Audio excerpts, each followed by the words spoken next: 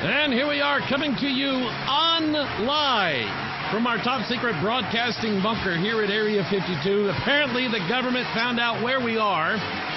Now we're going to have to move away from Area 51, which apparently I saw something on Facebook the other day, and I haven't checked it out for myself to see whether it's true or not, but apparently the military base that doesn't exist at Area 51, which is not even there. There's a big void in the universe at Area 51. Apparently that military base that doesn't exist has like a pyramid on it. And nobody knows, why it's there other than there's this big unfinished pyramid at Area 51. So we were at Area 52. We had to move, and then our internet got cut off today. No kidding. And this is just a part of a long string of things that have been happening around here. And it's a little bit frustrating because, we're trying to get our message out and people are wanting to listen and everything like that. And it just gets cut off. So we're coming to you on live today. I decided, rather than give in to whatever forces, and let me explain what happened. The church voted to build at the back of our church a real nice concrete sort of patio area for when we have church dinners. We did it primarily for our homecoming, and we're expecting a few more this year than we did last year. And people were thinking, well, maybe it'd be nice. There's nice shade out there.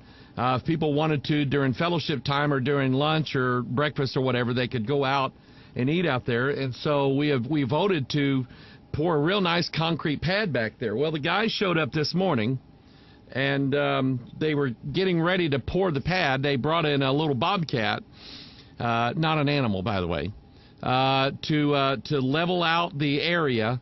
We had already had approval from different in the state of Missouri. I don't know how it is with everybody else in the state of Missouri. You got to make a phone call before you dig a hole to make sure there's no gas lines, no phone lines, no cable lines, no electrical lines or anything like that. I was told by a friend of mine, Tim Myers, who did the sewer rehab on our church a few years ago, that he was told that if you cut in, and he does a lot of digging, and he calls this number all the time. It's called Dig Right in the state of Missouri. Anyway, he was told by them that if he accidentally cuts one of these fiber optic cables, one of these big cables, and it's got thousands and thousands of these little bitty fiber optics, he said if you cut into one of those, he said when they come out and repair it, every one of those has to be matched up. And he said it's like a minimum of thousands and thousands. I want to say $100,000, but I don't remember the amount. But anyway, it's at a huge amount to start out with to have somebody come repair that. Well, we were told by the cable company, a guy came out here on site and said, oh, you have nothing to worry about because our cable is 2 feet deep underground. Okay. So the guy gets the bobcat out, and he starts moving dirt around and scraping stuff to make it level. 6 inches down, cut our cable. And it's what it is, it's a coaxial cable. But it's not one like you're used to. It's not one of these small ones. This thing, I just looked at a while ago, it's about this big around. And the reason being is that we pay, what's going on here now? Hello? Checking. There we go. Now I've got a short in my microphone. If it can go wrong, it's going to go wrong, no doubt about it.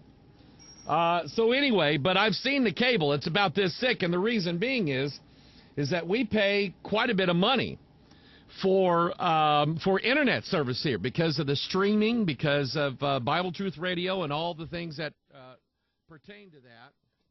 And I'm still losing sound, and I don't know why. Check 1, 2, 3.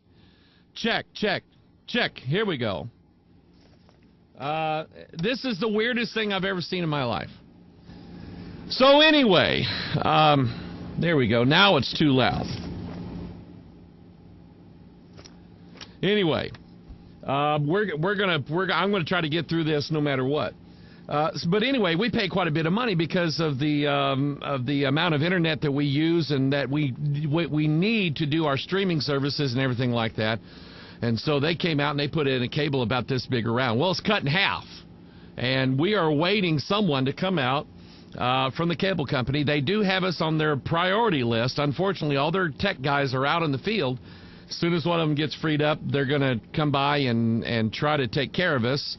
And I know I'm not talking to anybody live right now, but I've got it in my mind that as soon as I get a little notification on my computer screen that we have live internet, I'm going to hit that button if I'm still here today.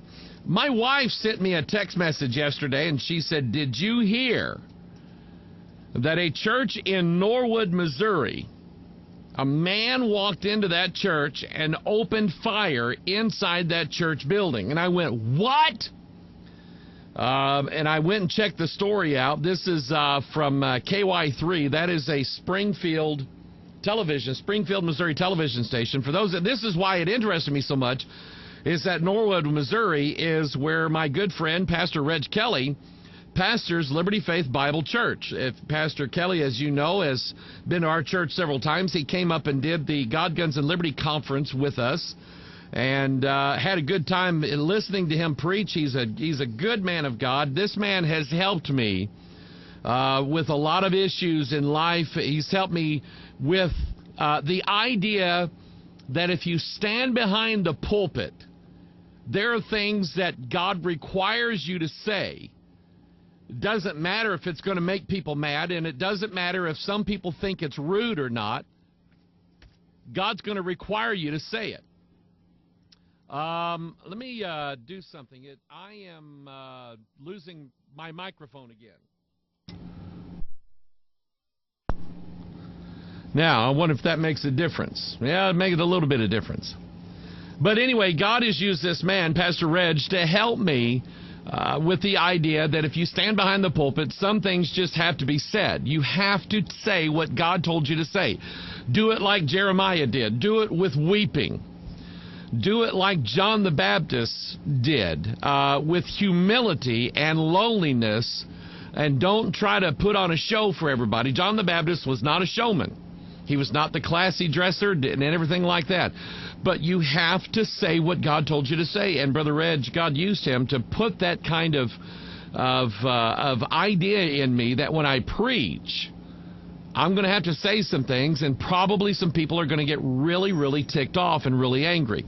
But there's not anything that I can do about that. I have to say it. I'm going to go stand before God one of these days. And here lately, it just seems like I am inflaming quite a bit of people. But anyway, Pastor Reg's church is not too far from the church where they had the shooting at. This is from KY3, again in Springfield, Missouri.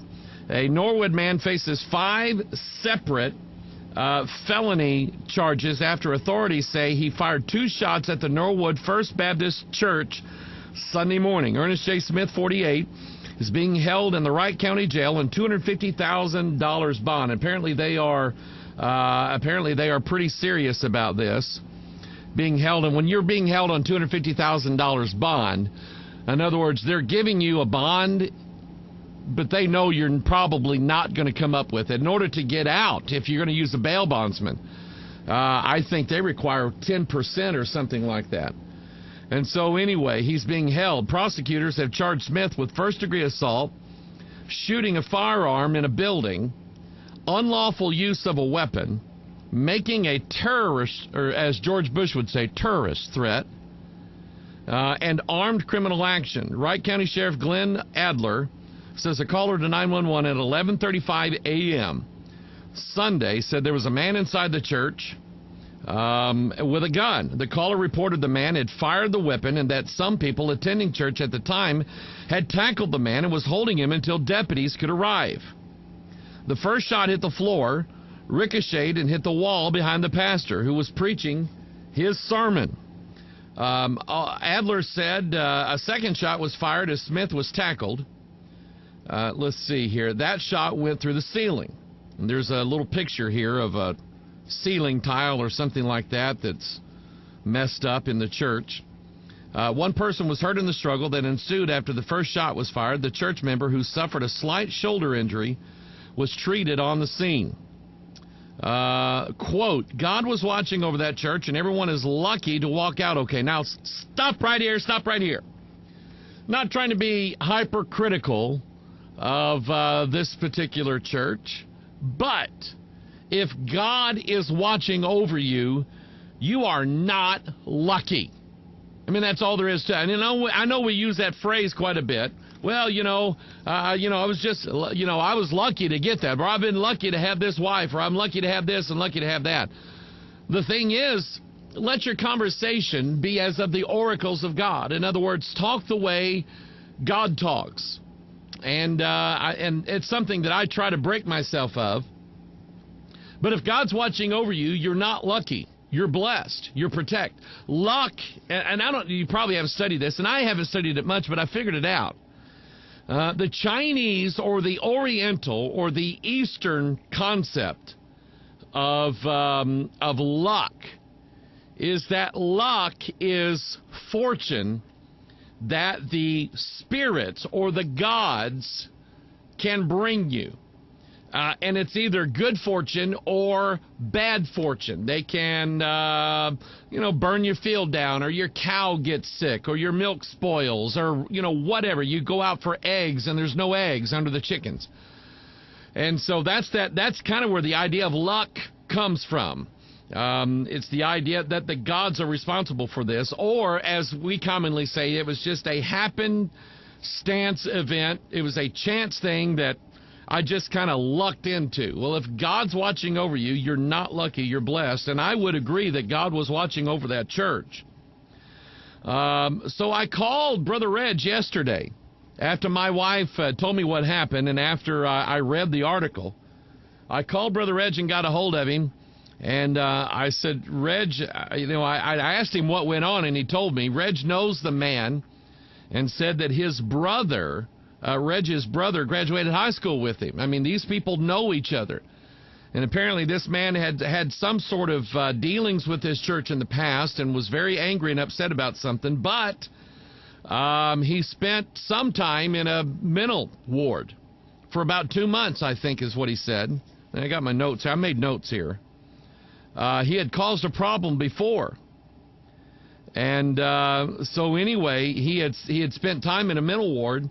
And then something in him snapped, and he walked into this church 11:35 while the preacher was preaching. And according to the officer's report, he fired a shot into the floor and yelled something like, "I'm going to kill you all," or something like that. Yelled something to that nature, making a terrorist threat. That's what he did. And then he fired another shot into the ceiling. The one on the floor hit the floor, ricocheted, and hit the wall behind the pastor. That's close. Now, when I was talking to Reg, I said, Reg, the guys in your church carry, don't they? He said, oh, yeah. Oh, yeah. When I expected that. But the thing is, and Reg and I both agreed on this, had this man or any other man walked into Bethel Church or Liberty Faith Bible Church in Norwood, Missouri,